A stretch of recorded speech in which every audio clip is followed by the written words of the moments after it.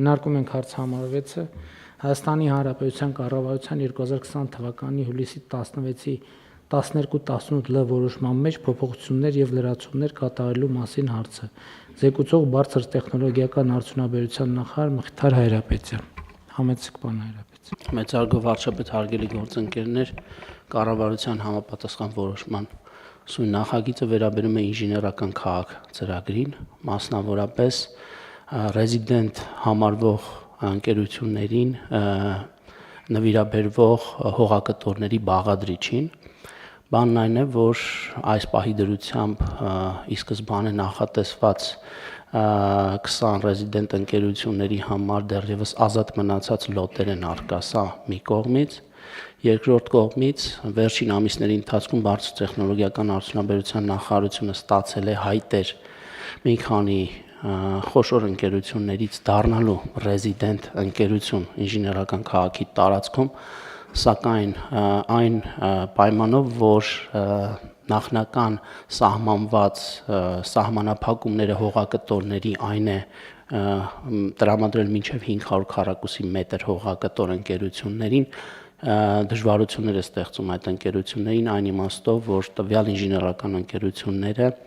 անհրաժեշտություն ունեն դիմել եւ ստանալ 500 քառակուսի մետրի գերազանցող հողակտորներ, որտեղ պետք է տեղադրվեն համապատասխան ինժեներական սարքեր, սարքավորումներ, հոսքագծեր, դատակենտրոններ, ինչը մեր կարծիքով, ինչպես նաեւ ինժեներական քաղաքում արդեն իսկ ռեզիդենտ ընկերությունների միաձայն որոշմամբ միանշանակ առավել գալիս է վերջնականացնելու եւ նպաստելու ինժեներական քաղաքի էկոհամակարգի կայացմանը, որովհետեւ սա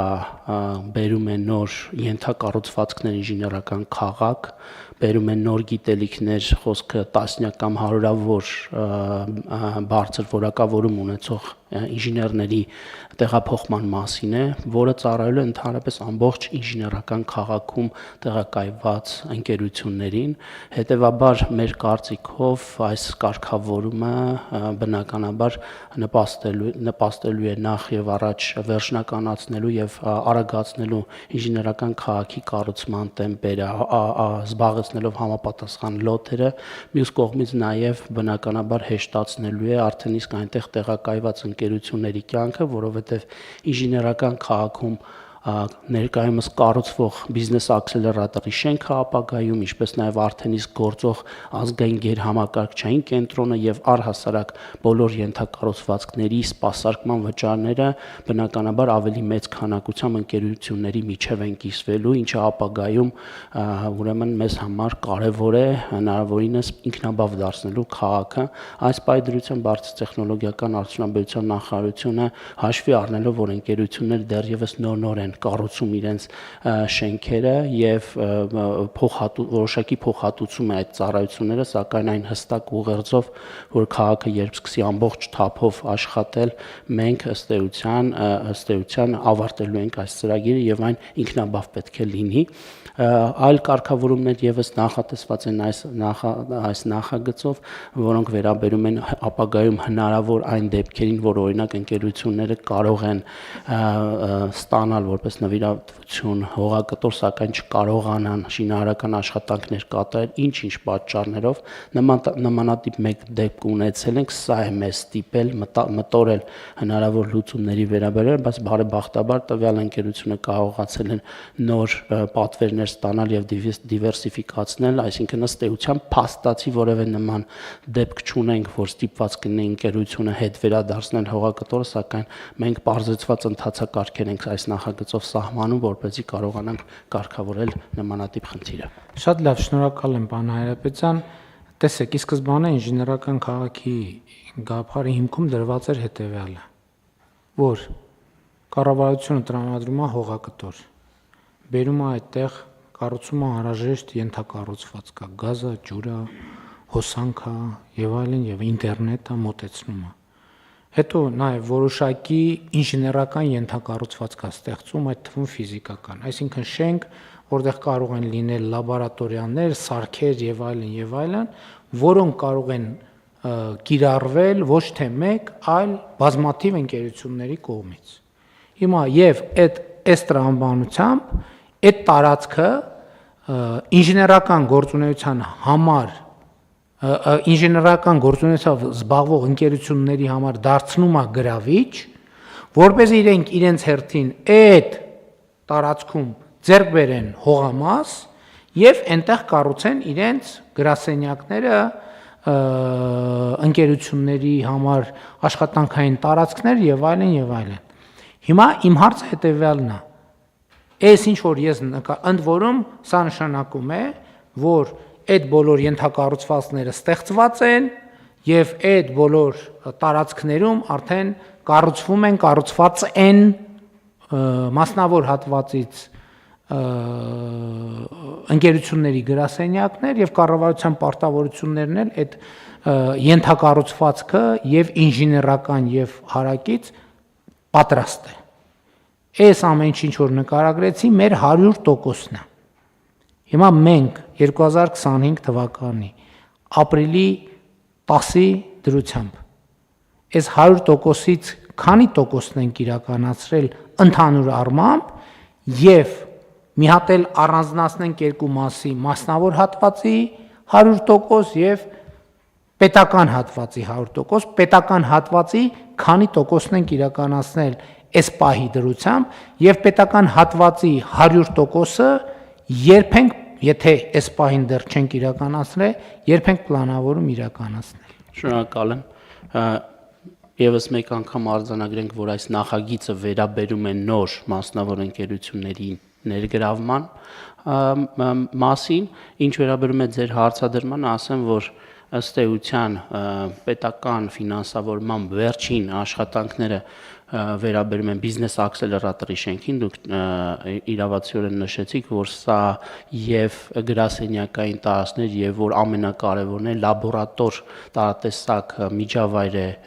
եւ ենթակառուցվածք է իրենից ենթադրում, որը ոչ միայն ռեզիդենտ ընկերությունների, այլ ընդհանրապես ամբողջ էկոհամակ տեխնոլոգիական էկոհամակարգին է ծառայելու, նախատեսված էր, որ մարտի 31-ին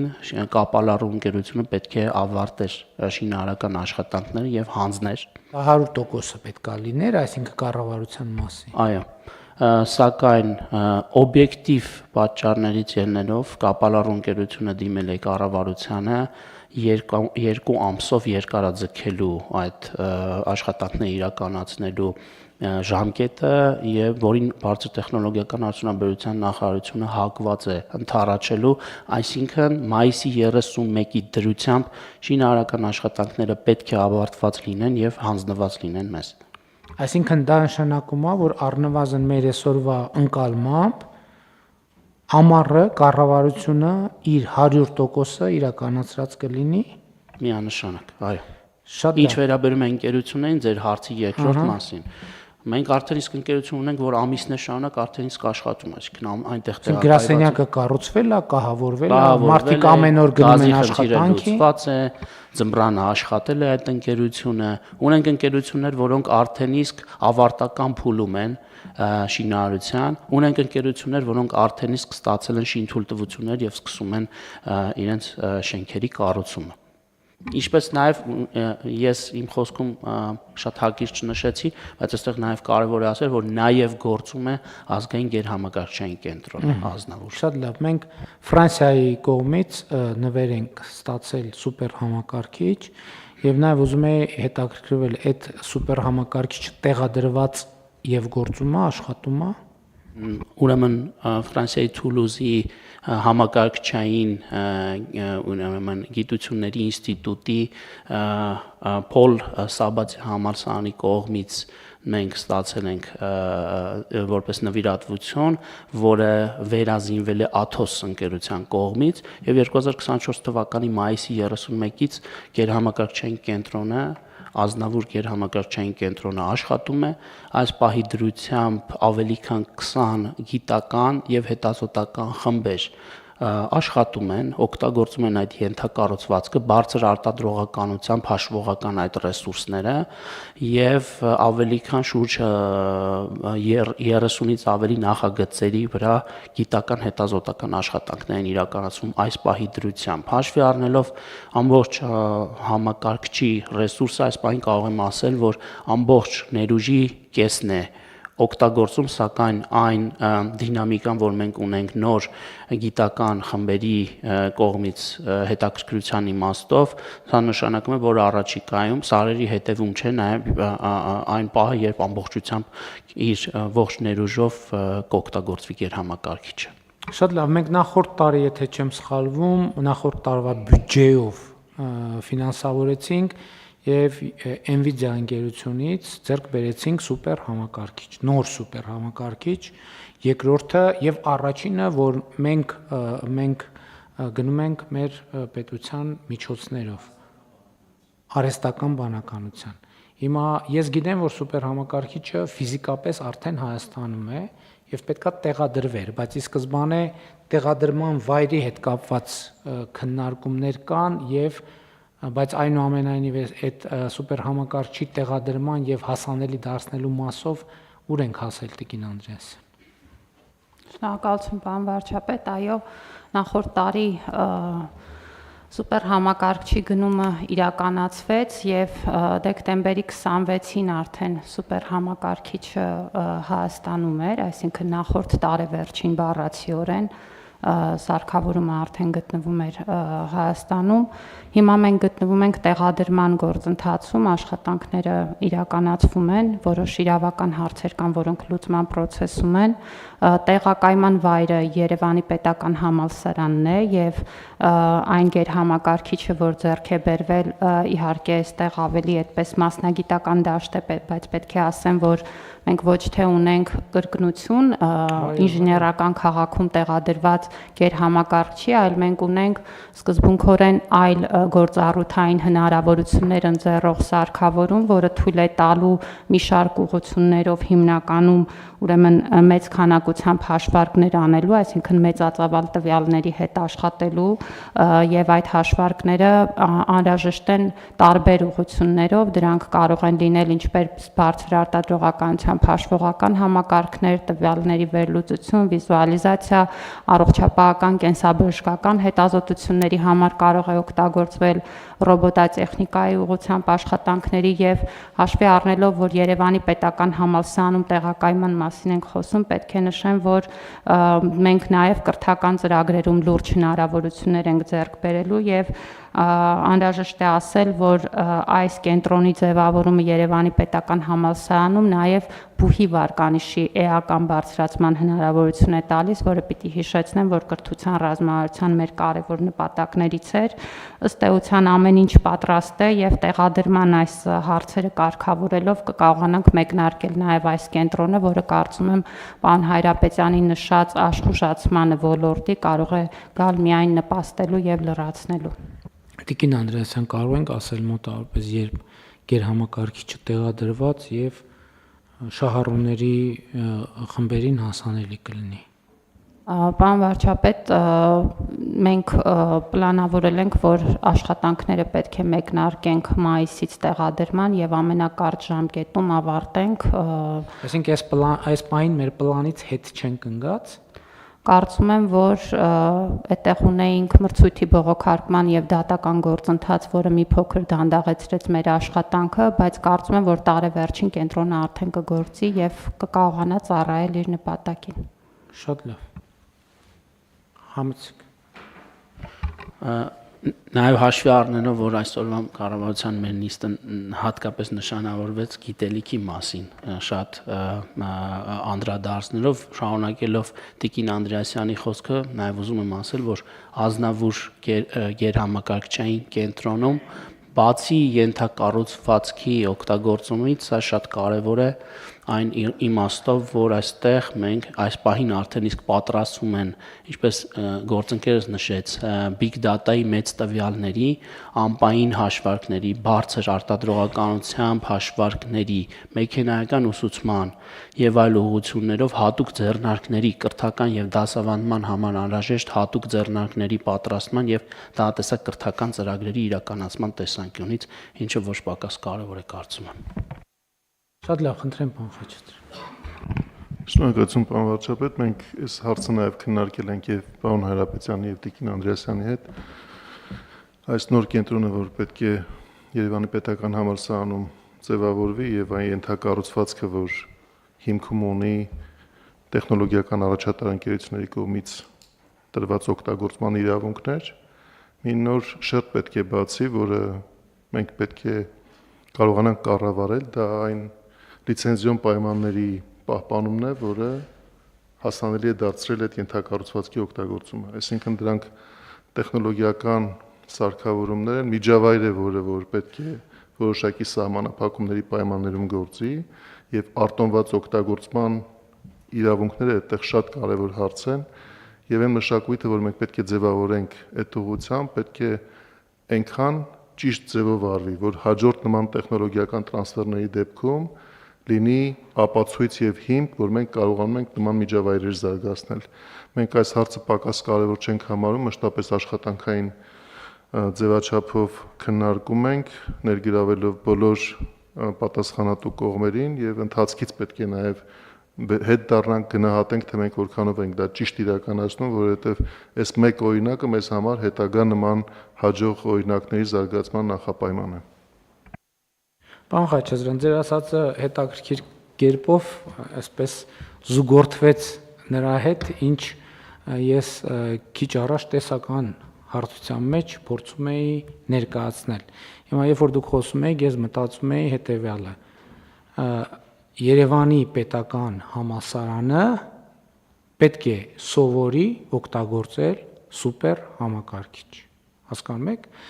Շատ պարզ բան է։ Երևանի պետական համալսարանը պետք է սովորի։ Եթե սովորական պայմաններում ուղղակի ասես Երևանի պետական համալսարանը պետք է սովորի, քարը, փետը, աթոռները, նստարանները կառնեն, կընկնեն հետևից։ Բայց ես շնորհակալ եմ այս դիտարկման համար, որովհետև ասցիք մի բան, որը որևէ առարկության չի կարող դիմանալ։ Երևանի պետական համալսարանը, այդ թվում կրթության, գիտության, մշակույթի եւ սպորտի նախարարությունը, այդ թվում կառավարությունը պետք է սովորի կառավարել, օգտագործել սուպեր համակարգիչ։ Եվ ոչ մի ամոթ բան չկա դրա մեջ, ժողովուրդ ջան։ Մենք չենք ունեցել սուպեր համակարգիչ եւ պետքա սովորենք օգտագործել սուպեր համակարգիչ։ Բայց ես ձեզ մի բան ասեմ, ավելի լայն համատեքստում մի սուպեր համակարգիչը պետությունն է։ Եվ մենք ինչպես սուպեր համակարգիչ չենք ունեցել իր ստեղծման օրից մի քանի չգիտեմ, ինչ երբ է ստեղծվել, դա էլ չգիտենք երբ է ստեղծվել։ Նույն կերպ էլ հարյուրամյակներով պետություն չենք ունեցել։ Եվ պետությունը ավելի բարդ սուպեր համակարգիչ է, քան ամենաբարդ սուպեր համակարգիչը։ Եվ էս է մեր խնդրեմը, մենք չգիտենք դա օգտագործել։ Մենք սուպեր համակարգիչը վերցրել ենք, ուզում ենք շարիկ գլորենք այդ սուպեր համակարգիչով։ Դա դրա համար չի նախատեսված։ Ստեղ է խնդրեմը, բայց այս խնդրեմը հասկանալու համար նախ պետքա հասկանալ այդ խնդրեմի գոյությունը։ Եվ ես ուզում եմ դրա մասին մենք ավելի շատ մտածենք։ Մտածում ենք, ես չեմ ասում չենք մտածում, մենք ըստ էության մեր աշխատանքային մանավանդ այս տարի, որ մենք սկսել ենք ֆորմատը նախարարությունների հաշվետվությունների բանը ֆորմատը փոխարինել ենք ռազմավարությունների կատարման ընթացքի հաշվետվությունների ֆորմատով, այս ուղղությունը, բայց ելի եմ ասում, այդ պետքա մենք մեզ խոստովանություն, այս խոստովանությունը մեզ անենք։ Բոլորս, բոլոր պաշտոնյաները, եթե մենք մեզ չասենք, որ մենք ինչ որ բան չգիտենք, եւ շատ բան չգիտենք, մենք բան չենք անի, չենք ապահովի առաջընթաց ու զարգացում։ Եվ իսկապես շատ արժեքավոր դիտարկում էր ու բարդ լուծելի ընդ որում։ Այդ բոլոր ստանդարտները, որ ասում եք, այդ լրիվ մեզ համար անծանոթ բան է։ Ամոթ բան չկա։ Եթե կան 1, 2, 3 կլինեն, իմիջիայլոց ոլորտում կլինեն մասնագետներ 10 գուցե, հա, մաքսիմում 20, այդ մասնավոր հատվածում, որոնց պետքա խնդրենք, չամաչենք, ասենք Ժողովուրդ ջան, մեզ դուք գոնե աշխարհտեսած մարդիկ եք, դուք գոնե ինչ-որ բան գիտեք, եկեք օգնեք մեզ, եթե պետքա պայմանագիր կնքենք, այո, պետքա սովորենք նաև գիտելիքի համար մարդկանց վճարել, խորհրդատվության համար վճարել, բայց իմանալ ում եւ ինչի համար վճարել, որպես այս բոլոր ստանդարտները ունենանք, հակառակ դեպքում չենք ունենա։ Չնայած ենթադրում եմ, որ մեզ վաճառած ընկերությունը ինքը նաև զուգահեռ ծառայություններ առաջարկում է, բայց մեկը դա մեր սուպեր համակարգիչն է արդեն եւ մենք պետքա սովորենք դրանից ստանալ այն արդյունքը, որը ուզում ենք ստանալ։ Շատ լավ, հարցը դրվում է քվեարկության, ովքեր են դեմ որոշման ընդունմանը, դեմ չկա, որոշումն ընդունված է, հարգելի գործընկերներ, մեր